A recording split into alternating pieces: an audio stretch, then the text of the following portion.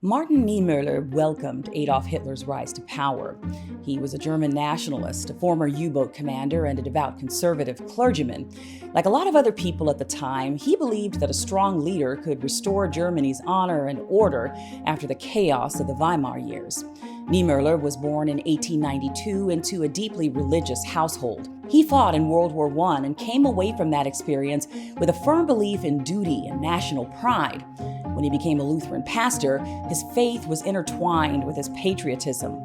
Like many in the church, he saw left-wing communism as a greater threat than right-wing fascism.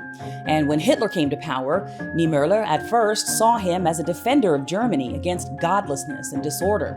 He was not alone in this belief.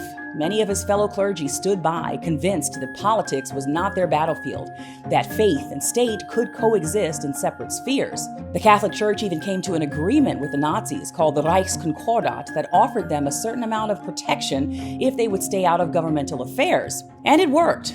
For a time. Then came the purging of Jewish members from the churches, the restrictions on religious speech, the rising tide of fear.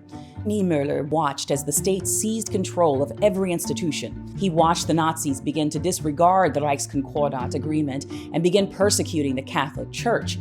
He watched them begin closing Catholic schools, newspapers, and other religious institutions. He stood by as they began targeting lay leaders, clergy, and nuns, and sending many of them to concentration camps. The Nazis launched anti-Catholic propaganda campaigns and staged morality trials. He watched as colleagues disappeared, as whispered voices of dissent were silenced by the heavy boots of the Gestapo.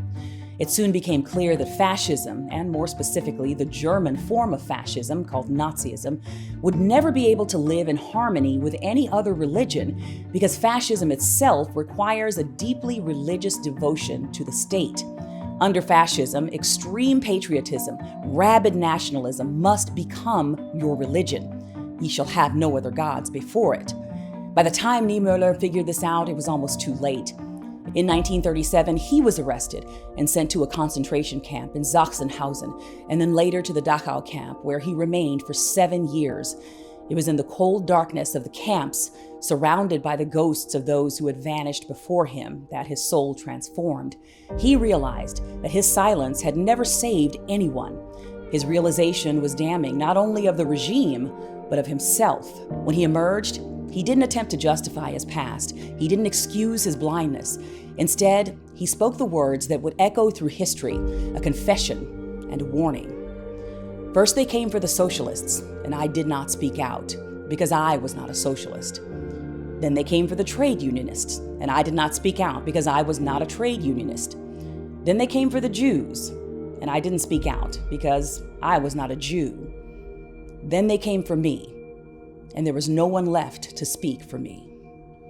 Lest we forget, history does not forgive silence, and conscience, when awakened, does not rest.